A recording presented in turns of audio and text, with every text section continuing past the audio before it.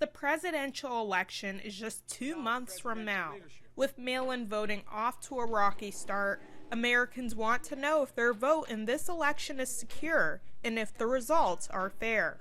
The County Commissioners Association of Pennsylvania is working to ease the mind of registered voters. We have processes and protocols in place, chains of custody, to make sure that those ballots will be securely locked and put away during the time between the time they are opened and the time that the ballot results are provided.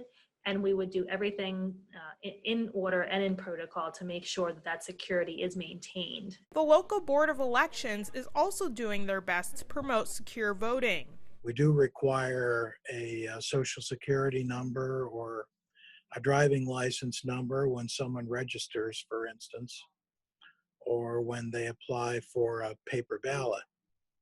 And to prevent unfair voting, they work year-round to find out who's inactive and only send out ballots to those who request them.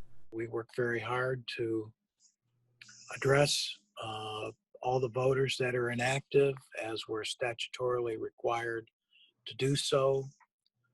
We only send ballots to people who apply, and I expect that'll be the case this fall as well. I haven't heard anything different from the election board, but I expect that'll be the case. We plan to have in-person voting as well as mail-in voting as we did in the fall.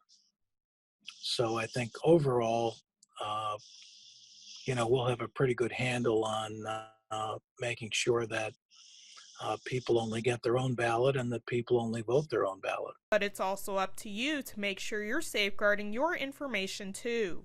If someone has your social security number, for instance, they could do a lot of damage. That goes without saying.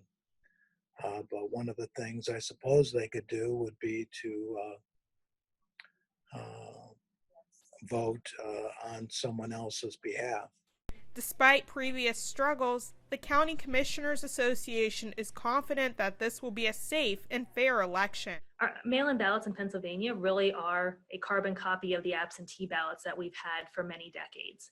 So we've had practice with those, we have those procedures in place, and we've delivered those absentee results safely and securely in the past. And since the only difference with a mail-in ballot is that you can now get one without an excuse, everything else is the same: the process, the processing, and the ballot itself. And if you have any questions or concerns in mind, you're encouraged to reach out. Our county election offices are the ones who are responsible for implementing these elections on the ground.